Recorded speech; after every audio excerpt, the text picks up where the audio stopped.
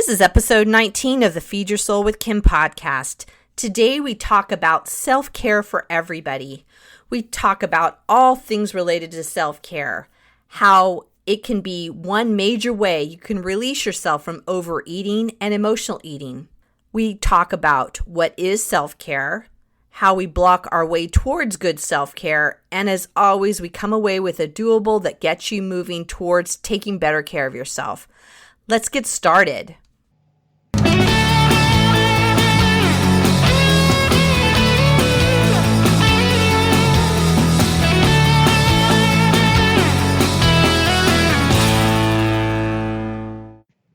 This is the Feed Your Soul with Kim podcast, and I'm Kim McLaughlin, your host.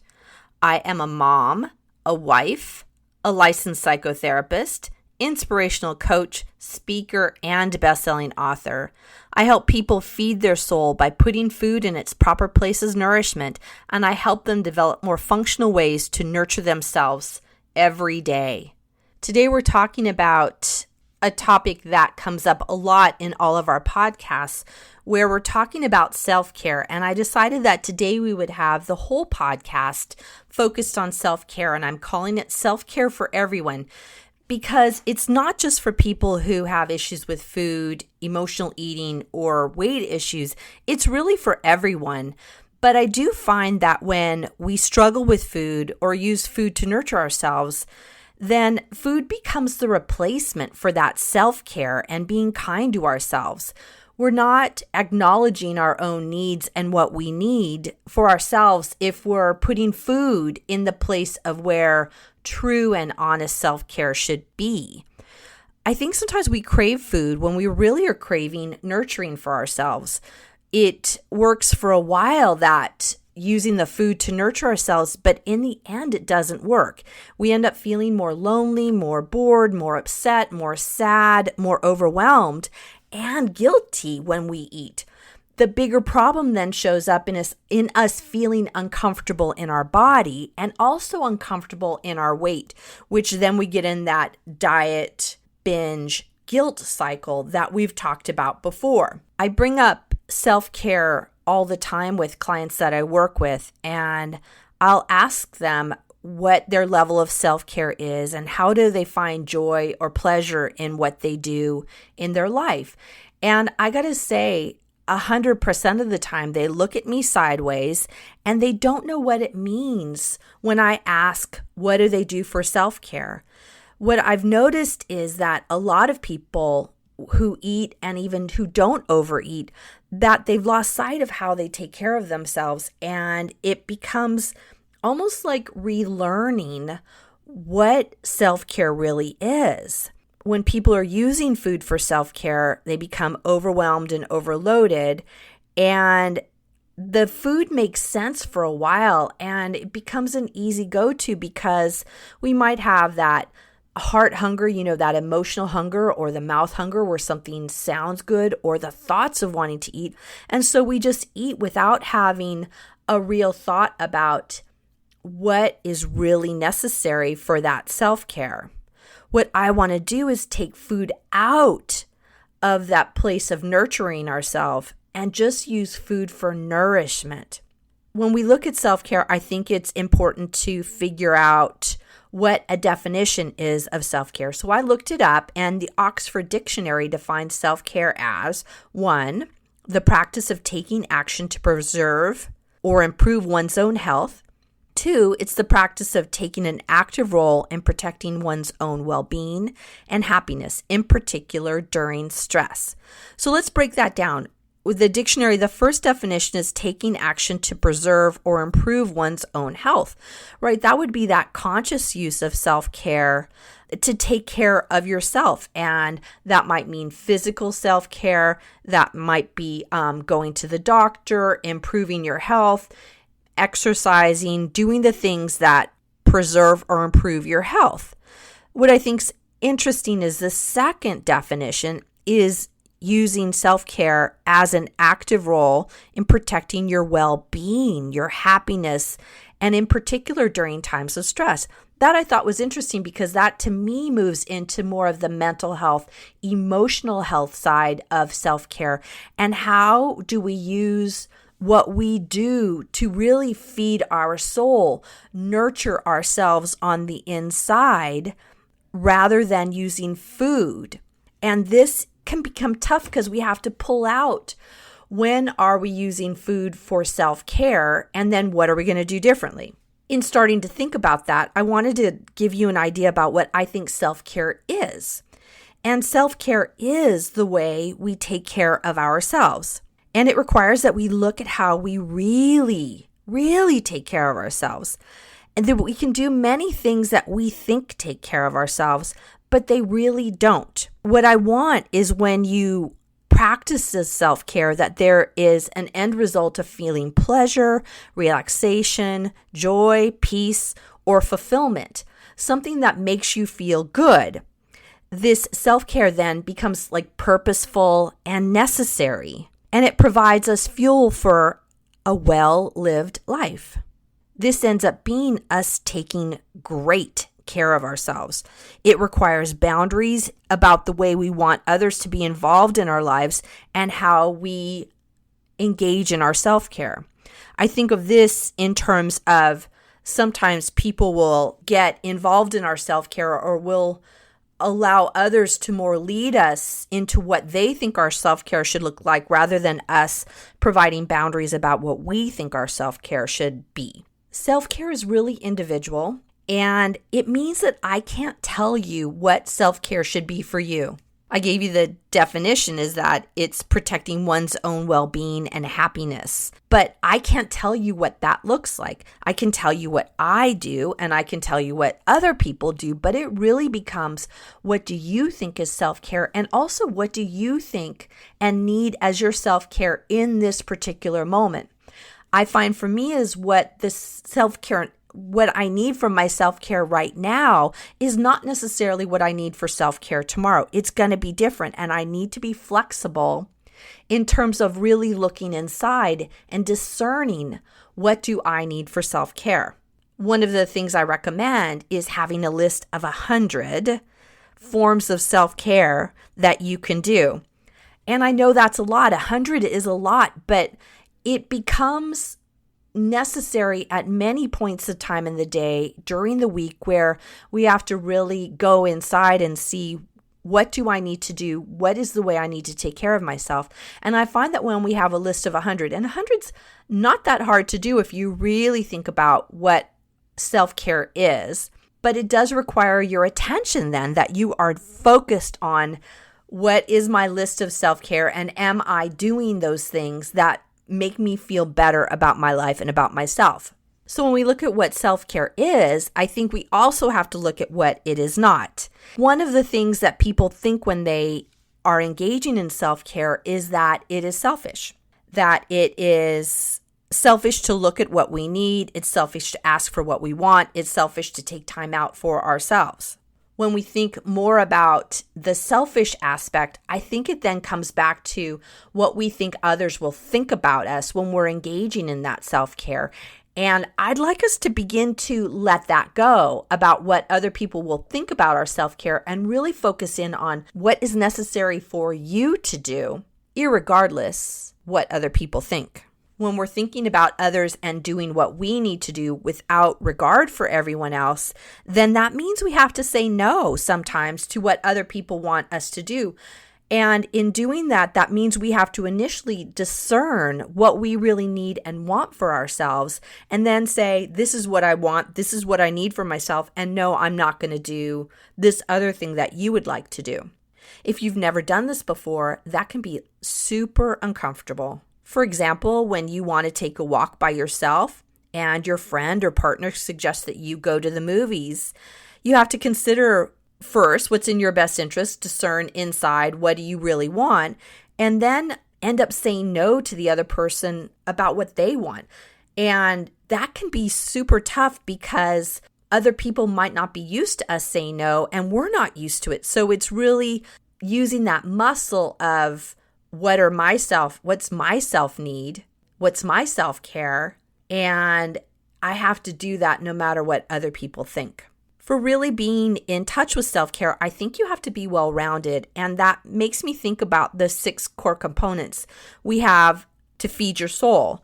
And I talk about this a lot in my book, Feed Your Soul, Nourish Your Life, about the core components. And actually, I was looking back at the book today that in each of the core components, at the end of the chapter, I talk about self-care and self-care directly connected to that component.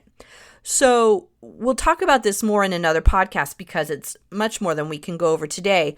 But if we look at the 6 core components, physical, emotional, mental, lifestyle, mindfulness, and self-love, we could look at self-care connected to each of those areas. And that, to me, is really a well-rounded approach to our overall self-care. But, it's really tricky to start doing this because of that negative perception about self-care. As I said earlier, I think a lot of times we think it's selfish. Other people will say we're being selfish if we're engaging in that true form of self-care. It also can look like it's not productive, that we're not doing something that we should be doing, and we're really wasting time. Another thing we'll tell ourselves is that it's not valuable, that doing that self-care isn't valuable and I shouldn't be doing it. Another piece of that negative perception about self-care is thinking that or feeling embarrassed about asking for it or even engaging in it. I have lots of people say that a lot, is that they feel embarrassed to do their self-care, or embarrassed that they have the time to do it, or embarrassed that they're taking the time to do it. And that can really block us from being in full-on good self-care because of that feeling of embarrassment. The other thing that can come up is the feeling of loneliness, that we're doing it by ourselves, because there's many times where true self-care is really an individual pursuit. True self-care can be, what do I need for me right now, irregardless of what everybody else wants to do. And that's that part of being really in touch with that true sense of what do I need, not what do we need. I encourage you to challenge those negative perceptions in order to get to the prize, which is feeling better in your life. And there's a lot of ways we can deal with those negative perceptions. Partly it's just noticing them and challenging the thought. If you're really into the concept and embrace the concept of self-care, it gets easier and easier to talk away that idea of I shouldn't be doing this. It's interesting, today before I launched this podcast, I went and got a facial, and to me, that is such a decadent form of self-care because I have to drive to the person's office, I sit there, I have a facial, and then I have to drive all the way home. And I have thought in the past that it's selfish because it's time away from my family. It's not productive because I'm not engaging in work or cleaning or doing the other things I need to do. I feel a little embarrassed sometimes letting people know that I got a facial because what if they judge me, and what if they think I am wrong by having a facial? And I got to say that it gets easier and easier for me to talk myself into it because I want to be more involved in my self-care and be more mindful of my self-care. When I'm more mindful of my self-care, it has such a better feeling, and I feel so much more relaxed when I'm done because I've really engaged in something that I value. Hi everyone, this is Kim, and my book is out. Feed Your Soul, Nourish Your Life, a 6-step system to peace with food is live. I recommend you get it. It has all my 6 components of feeding your soul, as well as my own story. Pick it up now. You can find it on my website at feedyoursoulunlimited.com. Thanks. Part of the question that you might have is, well, what do I do to start engaging in more of this self-care? You might not have any ideas or know what to do. And I want to give you some ideas about what you can do starting now to build up that self-care, build that self-care muscle. I think lists are a helpful way to do this. And earlier I talked about a list of 100 self-care techniques that you can do to increase your self-care. And it doesn't have to be hard to think of that list. because a lot of it can be things that you've done in the past or things that you've been doing that maybe you need to pay more attention to. Sometimes starting with the basics can be the most profound way to have an effect. So some of these basics, these really daily self-care include things like sleep. How are you sleeping? When are you getting to sleep? How do your sheets feel? How are you waking up? And how does it feel to wake in the morning? Another self-care can be your personal hygiene, taking a shower. Are you using water that is hot enough or a shower that feels good? Soap that has a great smell. Other self-care can be things like eating, exercise, work or school, housework, chores or cleaning, engaging in medical, dental, eye appointments, or spending time with loved ones. Do you see? These are a lot of things that you can do daily that you might have not put in the realm of being self-care because maybe you didn't mindfully go into them as being a self-care activity. There's a difference between going into a shower, taking a shower and just thinking, oh, I'm just taking the shower just to get done because I need to get clean. It's another to be mindful as you enter into the shower and you feel the warm water on your skin. You feel it go over your hair. You get some soap out and smell the soap and put it over your body. You take out the shampoo and put it on your hair and you feel your fingers rubbing on your scalp and how wonderful that feels, and feel the water coming back over your skin and washing away.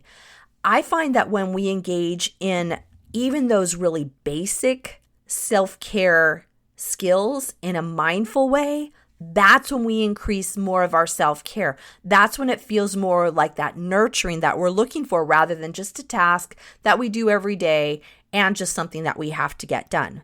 I even was thinking when I put down one of the daily self-care tactics could be housework.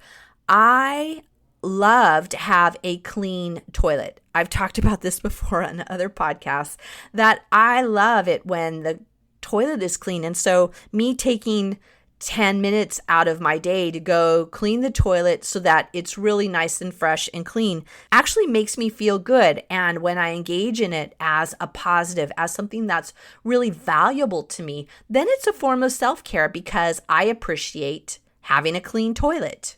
Another technique I like to do is reflecting on what used to bring me joy in the past.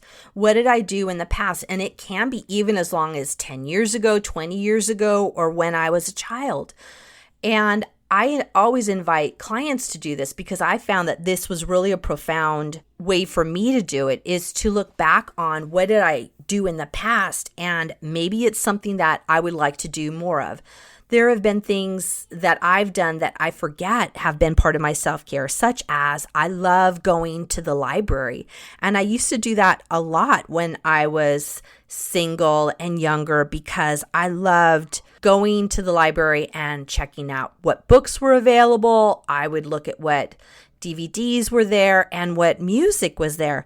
And I would spend hours in the library just looking at what's going on around and reading things that I wouldn't normally read. I would love to go there and look at magazines that I wouldn't normally buy, but sit there and read them from cover to cover. It was so filled with self-care for me.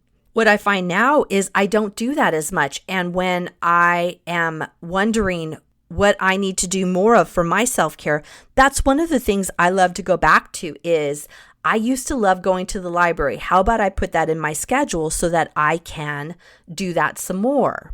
Another thing I used to like in the past was going to hear bands play. And that's a little harder when you're married, have a full-time job, and have kids. It can be harder to get out and go see the shows that you want to see.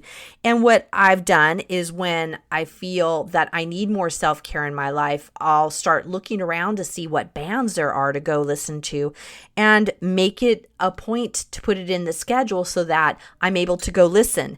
It's been interesting. I've done this before where we'll go listen to a band that I have heard a long time ago, and it feels so good to go in to listen and listen in that moment to how it feels then, but also it brings back all this flood of memories of the past and seeing this band in the past or listening to them in the past. So it's like a double whammy where it's a lot more fulfilling to me, and the level of self-care is huge.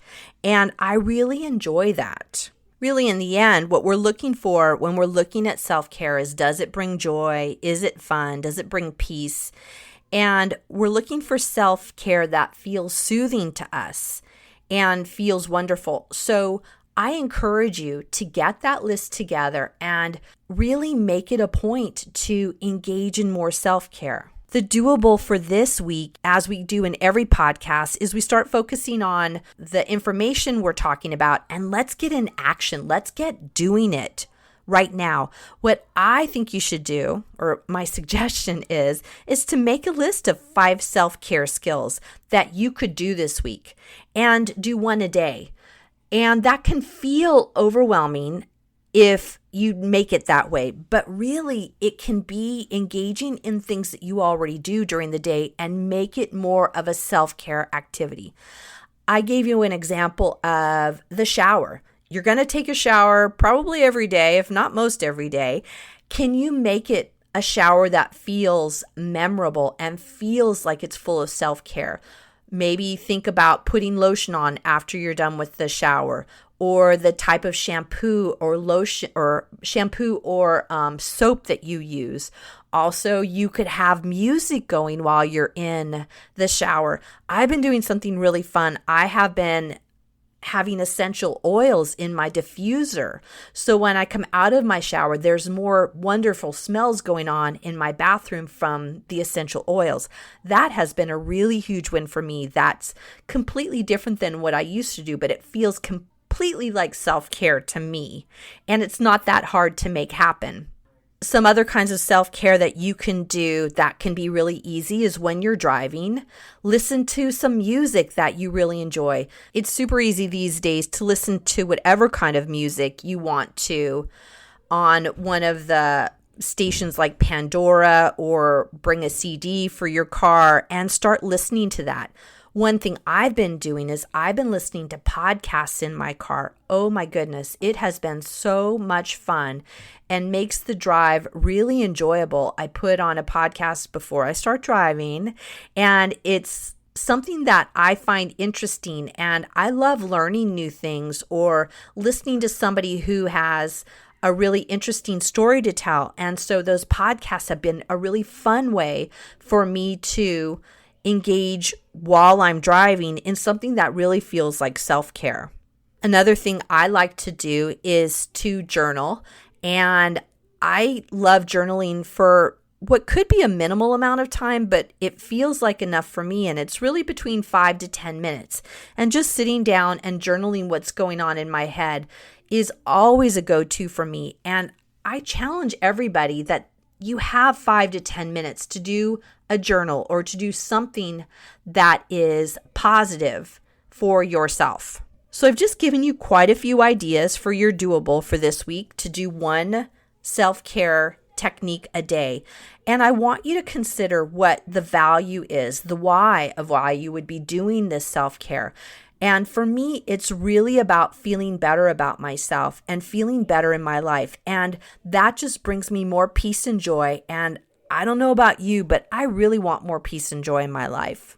I'd love to hear you share with me what you're doing, and join me on the Feed Your Soul community group on Facebook. It's free and you can join easily on Facebook. It's a way for you to get some ideas about self-care, to let people know what you plan to do around self-care, and really as a way to hold yourself accountable that you're doing it. I'm in regularly in that group, and it's a great way to join with all of us. I really appreciate you being a part of this podcast and listening as we talk about self-care today. I look forward to joining with you next week on the Feed Your Soul with Kim podcast. Make it a great day and take care of yourself. Bye, everyone. Thank you for joining us on the Feed Your Soul with Kim podcast. We come to you every Monday with fresh new ideas to help you end emotional eating and put food in its proper place as nourishment. Please be sure to subscribe to this podcast and review it and let us know what you think. Thank you for joining us.